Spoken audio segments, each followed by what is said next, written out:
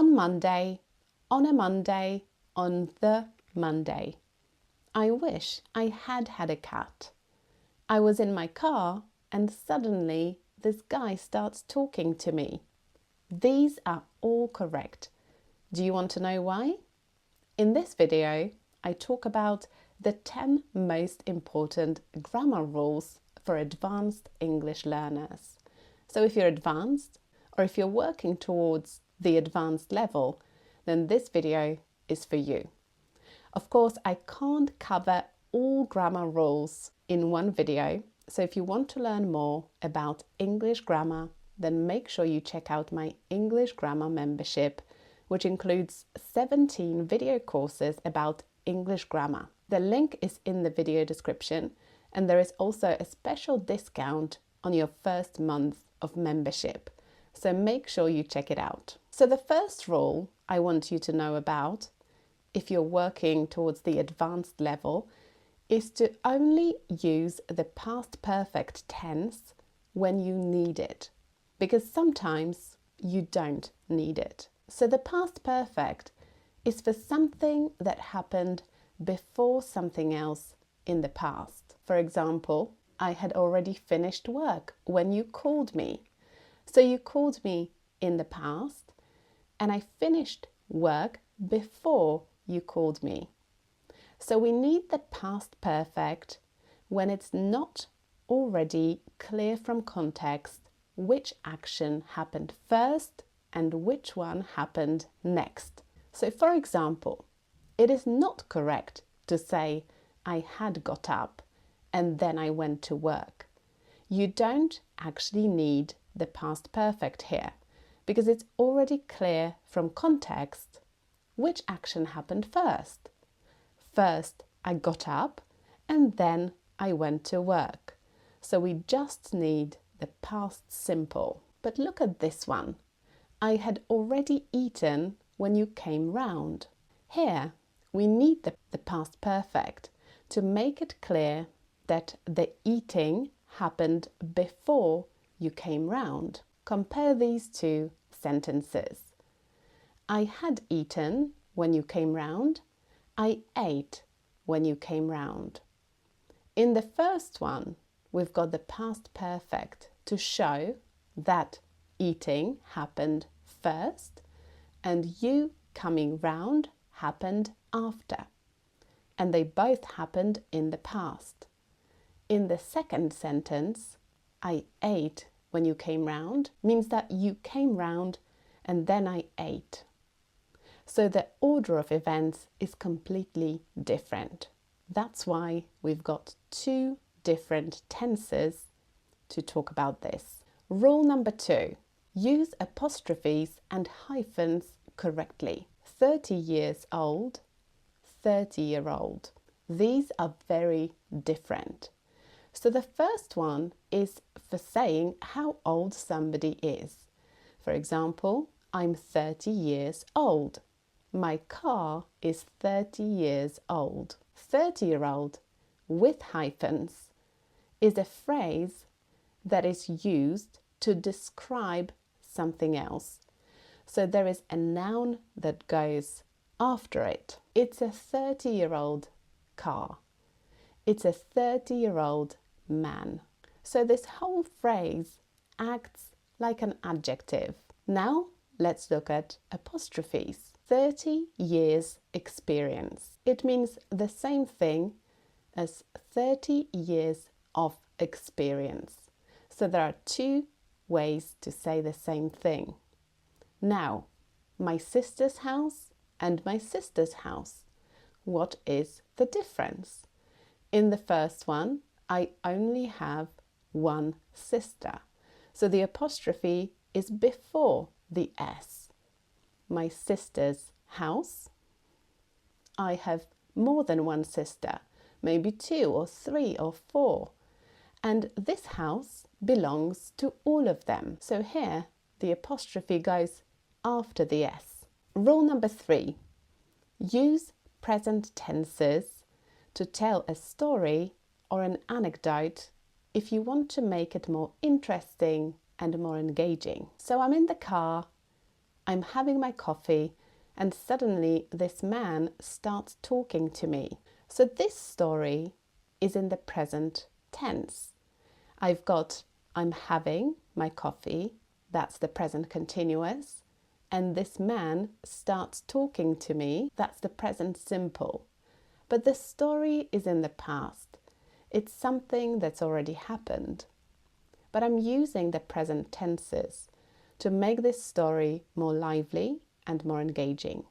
So whenever you're narrating a story or telling an interesting anecdote, you can use the present tenses. So tenses are a very big part of my English grammar membership and the courses inside it. All the video lessons in the membership are really easy to understand, and they're perfect for busy people because you can watch the lessons in your free time, even if it's just for a few minutes at a time. So check out the link in the video description to find out more. Rule number 4, use perfect tenses for things that have visible results. I have injured my ankle. I'm limping. I can't walk properly. That's your visible result. So I need the present perfect here. I have painted my living room. It's a different color now. You can see the result. Again, the present perfect. I've been running. I'm sweaty. You can see the result. It's the present perfect continuous. Running is a continuous action. I have been painting. I am covered in paint. You can see the result. Again, the present perfect continuous. Rule number 5, avoid ending sentences with prepositions in formal writing. So instead of saying, which car do you want to go in? You can say, in which car do you want to go? So you move the preposition to the start. So both are correct, but if you're writing something formal in English, it's best to avoid prepositions at the end. Sometimes you have to slightly rewrite the sentence to avoid a preposition at the end. Look at this. There's nothing to be afraid of. So if you don't want that of at the end in formal writing, you can rewrite the sentence to something like, you don't need to be afraid of anything. Rule number 6, use articles correctly. So this video is about advanced English, which means you probably already know how to use articles correctly, but we're going to look at a couple of advanced examples. I'm going shopping on the Monday. That's correct. But why didn't I just say I'm going shopping on Monday? The Monday is a specific Monday in a specific week. It's not just any Monday. So for example, next month I'll be in Paris for a week and I'm going shopping on the Monday. So I'm talking about the specific Monday during that specific week when I'm in Paris. Now, I went shopping on a Monday. That is a completely different meaning. So when I say on a Monday, it can mean two things. Either an unspecified Monday, for example, my friend visited last month on a Monday. I'm not sure exactly which Monday, but it was one of the Mondays last month. And it can also mean regularly on Monday. So I go swimming on a Monday, which means I regularly go swimming every Monday. Rule number 7, use quantifiers correctly. Quantifiers are words that tell you how much or how many of something there is.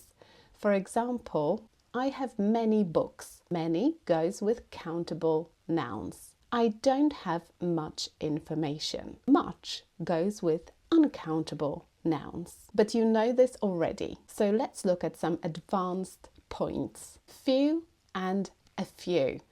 This is actually a very common mistake that even advanced English learners make. Few means that there aren't many. There were few people at the party. It means there weren't many people. It's quite a negative meaning. A few means several. So there were a few people at the party. It's more of a positive meaning. It means there were several people there. Now, little and a little. This is the same concept. There is little information about this. It's quite a negative meaning. It means there isn't much information. There is a little information about it is more of a positive meaning. There is some information, not a lot, but some. Rule number 8, use the active voice mainly, but also know how to use the passive voice correctly. So generally speaking, the active voice is better. It's easier to understand. So whenever you have a choice, I would recommend using the active voice. For clarity, he washed my car. My car was washed by him. He washed my car is just simpler, easier, clearer. But sometimes you do need the passive voice if you want to emphasize that it was a specific person or thing that performed the action. The team completed the project. The project was completed by the team. Generally, you would choose the active voice, but sometimes you need to specify which team it was. The project was completed by the green team and not the red team. So in this sentence, it's really important who did the action, so the passive voice is better. Rule number 9, use the third conditional correctly. The third conditional is the most difficult conditional for English learners, so you have to make sure that you're using it correctly. If you had told me you're going to the cinema, I would have gone with you. So the first part of the third conditional is in the past perfect, if you had told me, and the second one has would, have, and the past participle. I would have gone. You will often hear native speakers make the mistake of saying, if you would have told me, I would have gone, but that's incorrect. So remember, the first part is in the past perfect. You can learn more about conditionals in my English Grammar membership as well, so make sure you check out the link in the video description. And the final rule is using wish correctly. I wish I had a cat. I wish I had had a cat. What is the difference between them? I wish I had a cat is a sentence about the present. So now I don't have a cat, but I would like one. I wish I had one now. I wish I had had a cat is a sentence about the past. So when I lived in France last year, I didn't have a cat, but I wish I had had one. I wanted one then, but now I live somewhere else and I'm not thinking about it. So this sentence is about the past. For sentences about the present, you need I wish and the past simple. For sentences about the past, you need I wish and the past perfect. I hope you enjoyed this video. Check out the links in the video description and don't forget to subscribe to my channel. I really appreciate it. And I'll see you next time. Bye.